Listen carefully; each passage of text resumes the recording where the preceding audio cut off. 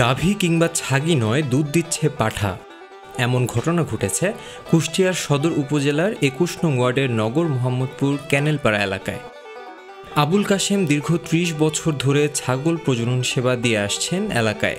শুধু ছাগল প্রজনন সেবাই নয়, তিনি তার পাঠা চট্টগ্রাম সহ দেশের বিভিন্ন জেলাতে বিক্রি করে থাকেন। আমার পাঠার ব্যবসা করে আজ ২২ বছর, তারা কোনো পাঠার দুধ দেখিনি। এইবারটাই প্রথম দেখলাম, দেখি দুধ দোয়ালি পারে দুধ হাফ কেজি কিনভাবে দুধ হয়। তবে তার পাঠা ছাগলটি থেকে প্রতিদিন আধা কেজি করে দুধ সংগ্রহ করেন তিনি। অনেকেই শখ করে খাচ্ছেন এই দুধ, আবার বাসাবাড়ির জন্য নিয়ে যাচ্ছেন অনেকেই। পাঠার দুধ গো বেটা, পাঠারা দুধ হয় নাকি?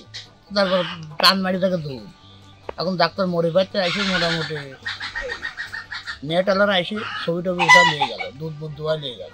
আজকে মোটামুটি দেখছি যে ১ সপ্তাহ বেশি দুধ আমরা খুব একটা দোয়াই নেই। মোটা দুধ হয়, দুধ দোয়ালে হাফ কেজি দুধ হয়, ভালোভাবে দুধ হয়। হ্যাঁ, আমার লাইফে কোনো দেখিনি। আমি করি গরুর ব্যবসা, ৩৫ বছর গরুর ব্যবসা করি।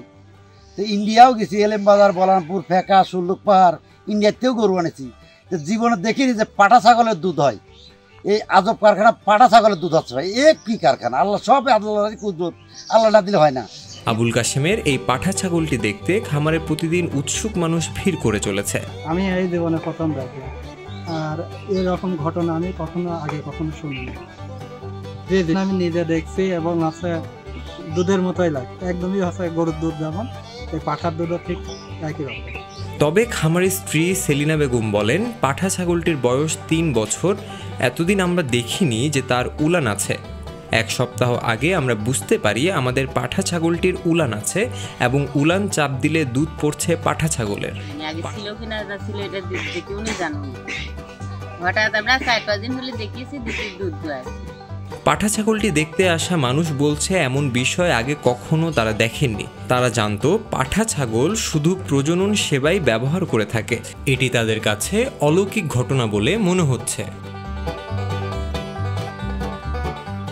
তবে উপজেলা প্রাণী সম্পদ কর্মকর্তা ডাক্তার মোহাম্মদ রকিউজ্জামান বলেছেন, এটা কোনো অলৌকিক ঘটনা নয়, বরং প্রাণীর হরমোনগত পরিবর্তনে ঘটতে পারে এমন ঘটনা। আর দুধের বিষয়টি ল্যাব টেস্টের মাধ্যমে বোঝা যাবে খাবার উপযোগী কিনা। জি, আসলে আমাদের কুষ্টিয়া সদরের যেই ঘটনাটি, আমাদের আবুল কাশেম নামে একজন খামারি আছে। তার খামারে প্রায় ৫০ থেকে ৬০টার মতো পাঠা আছে।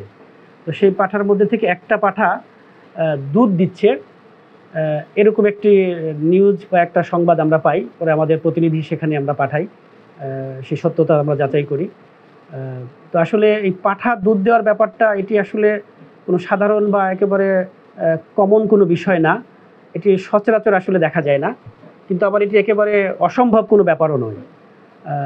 এটি আসলে অনেক ক্ষেত্রে মানে দু একটা জায়গাতে একটু ব্যতিক্রমী একটা ব্যাপার যে এটি হতে পারে। আসলে এটি কারণটা যে আসলে মূলত হরমোনাল ইমব্যালেন্সের কারণে এটি হতে পারে। বিশেষ করে কিছু জেনেটিক ব্রিড বা যে কিছু মানে হাই ইল্ডিং বা মিল্কের কোনো ব্রিড যদি থাকে, বা এর কোনো জেনেটিক বা কোনো ফ্যাক্টর যদি এখানে থাকে, আর যদি হরমোনাল কিছু ইমব্যালেন্স হয়, সেক্ষেত্রে একটা পাঠা থেকেও অনেক সময় দুধ দেওয়ার ঘটনা ঘটতে পারে। সুতরাং আমরা এটি মনে করছি যে আসলে এখানে হরমোনাল একটা ইমব্যালেন্স হয়তো কাজ করছে, আর দ্বিতীয়ত জেনেটিক্যাল কিছু ফ্যাক্টর এখানে দায়ী। আর এই দুধটা আসলে খাওয়ার উপযোগী কিনা, এটি খাওয়া যাবে কিনা, এটা আসলে একটু এই দুধ পরীক্ষা নিরীক্ষা করে দেখার ব্যাপার, ল্যাবে টেস্ট করার ব্যাপার। তারপরে হয়তো বা সিদ্ধান্ত দেওয়া যেতে পারে এটি আসলে এডিবল কিনা বা মানুষের খাওয়ার উপযোগী কিনা।